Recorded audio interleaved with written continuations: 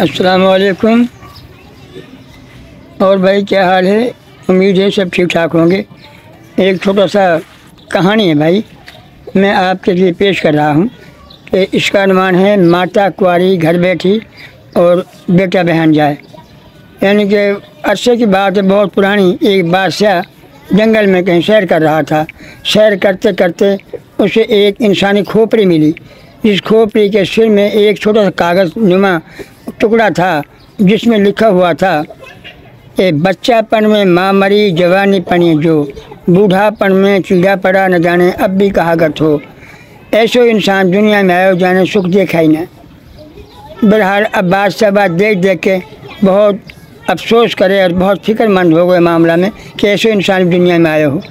बहरहाल अब वो कुछ दिन के बाद बाकी बच्ची और बीवी कहने लगा यूँ बादशाह सलामत बहुत कमज़ोर हो जा रहा है, कहाँ बीमारी हम लगी।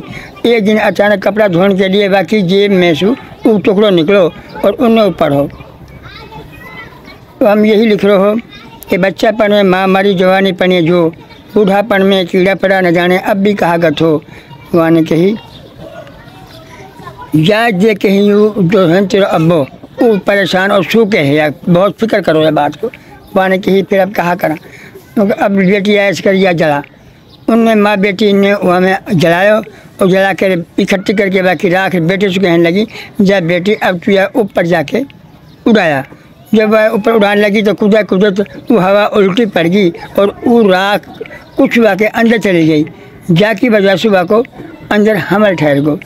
जब वह को म्याद पूरी हुई 9 महीने बाद वो बच्चा पैदा होना और बच्चा लेके है नहीं वो रात लो एक खटानान में छोड़ आई।